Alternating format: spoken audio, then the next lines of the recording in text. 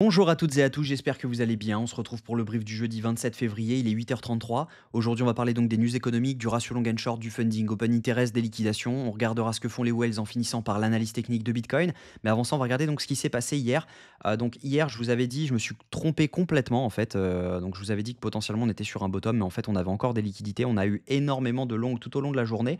Donc je vous avais dit qu'on viendrait chercher l'OB H4. Donc c'était très probable de venir chercher cette OB parce qu'on a énormément de liquidations à venir chercher juste ici. On voit qu'on avait donc une masse d'accumulation de liquidités juste ici à 89 500. Donc ça paraissait logique de au moins venir mèche dans le FVG qu'on avait ici. Donc je me suis trompé sur toute la ligne sur le short, mais en soi, on n'a juste pas tradé, on n'a pas ouvert de long ni rien. C'était simplement l'objectif d'ouvrir un short dans cette OB. Malheureusement, on n'est pas venu le chercher et on est reparti plus bas. Donc on est venu chercher l'objectif de ce short. Donc c'est bien dommage, mais en tout cas, on a comblé le FVG H4 qu'on avait juste ici. Donc maintenant, il faut rebondir parce que il y a clairement quelque chose qui fait peur. Donc en daily, quand on regarde, on a notre premier Shosh daily validé. Donc si on regarde juste là, on a validé notre premier Shosh daily depuis les 17 000 dollars. Donc clairement, ça pose problème. Parce que là, on peut être passé en tendance baissière, ça va vraiment dépendre maintenant. Il va falloir latéraliser un petit peu. Donc, il va vraiment falloir latéraliser un petit peu en daily pour derrière valider un changement de tendance, un nouveau changement de tendance pour derrière pouvoir potentiellement repartir. Donc là, ça risque d'être un petit peu long parce que là, je vous le dis, hein, les whales n'ont pas du tout envie d'acheter cette zone-ci parce que tout simplement, on vient de valider une tendance baissière. Donc, autant si on avait fait une mèche, ça aurait été racheté. Autant là, la clôture daily n'est pas belle. Donc elle ne donne pas envie de se placer maintenant sur des gros fonds. Au niveau H4, quand on regarde, c'est la même chose, hein. On a donc validé un deuxième choche juste ici. Donc tant qu'on ne valide pas un changement de tendance, donc soit en faisant quelque chose comme ça, derrière on valide un changement de tendance, ou alors soit en venant donc faire carrément donc un plus haut par rapport à ici, derrière on valide notre changement de tendance ici pour pouvoir donc être rejeté et pouvoir repartir. Donc ça va être en fait un travail très lent à mon avis, et fastidieux parce que là, il faut vraiment qu'on valide un changement de tendance pour pouvoir ouvrir du long.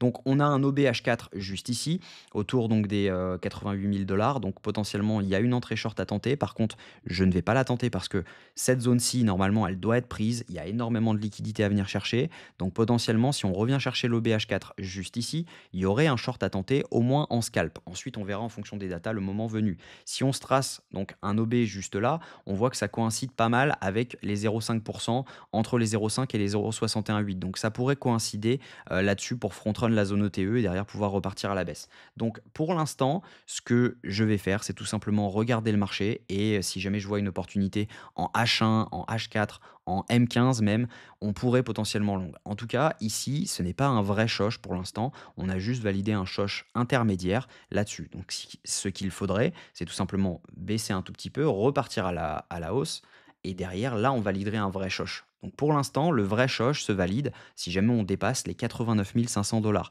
Donc ça ne sert à rien de FOMO en long maintenant. On peut très bien être rejeté sur la zone OTE de ce mouvement juste là et derrière revenir chercher donc l'order block qu'on a juste ici. Donc je vais enlever tout ça parce que ça n'a pas d'utilité. C'est simplement parce que je suis en train de travailler sur quelque chose. Vous le saurez bien assez tôt. Mais en tout cas, voilà, on pourrait très bien revenir chercher donc l'order block H4 juste ici, la fin de la zone OTE et derrière pouvoir repartir à la baisse. Donc faites attention à ça, on peut faire ça comme ça.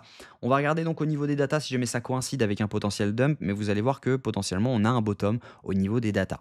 En tout cas, au niveau news économique, hier, on a eu les résultats de Nvidia qui étaient vraiment positifs. On attendait 38,02 milliards de dollars de chiffre d'affaires pour le dernier trimestre de 2024 et on a eu 39,3. Donc ce qui est vraiment positif, c'est ce qui a aidé à poser ce bottom sur Bitcoin. Donc maintenant, on va voir au niveau de l'ouverture du marché cet après-midi si jamais ça coïncide avec le ressenti général. Au niveau news économique, aujourd'hui à 14h30, on va avoir le PIB trimestriel des États-Unis, donc faites attention. On va, à mon avis, avoir énormément de volatilité cet après-midi, notamment dû donc aux résultats d'Nvidia qu'on a eu hier après la clôture, et également grâce au PIB à 14h30. Si jamais on avait une variation par rapport aux prévisions, on risque d'avoir pas mal de mouvements. Au niveau crypto bubble, bon bah tout repart au vert, hein. On a le Pi notamment sur la journée qui prend 36%, ce qui est assez étonnant, hein. Moi j'étais convaincu que c'était un scam, mais voilà sur la semaine, on a donc le Pi qui prend 40%. Sur la semaine, on est dans le rouge partout. On a le Tao qui perd 18%, etc. Donc là, on a un retour au vert général sur à peu près toutes les cryptos. Mais en tout cas, il faut vraiment ne pas se reposer sur ses lauriers parce que là, on peut repartir à la cave potentiellement. Donc moi, ce que je vais faire, c'est tout simplement attendre des setups pour pouvoir me placer sur les alts. Pour le moment, je n'achète rien en spot. Au niveau des funding open interest, si jamais on regarde, on voit qu'on a vraiment une indécision complète sur la plupart du marché. On voit qu'on a une chute de l'open interest général alors que on a une hausse du marché. Donc on voit que les fundings redescendent généralement. Donc ça veut dire que ce sont des longues qui sont en train de se fermer potentiellement. Donc tous ceux qui avaient longues ici potentiellement en sont en train de clôturer leur longue petit à petit, euh, en profit ou non, en légère perte. Mais en tout cas, voilà, on voit que ce sont des longues qui sont en train de se clôturer, notamment dû à la baisse de l'open interest avec la baisse des fundings.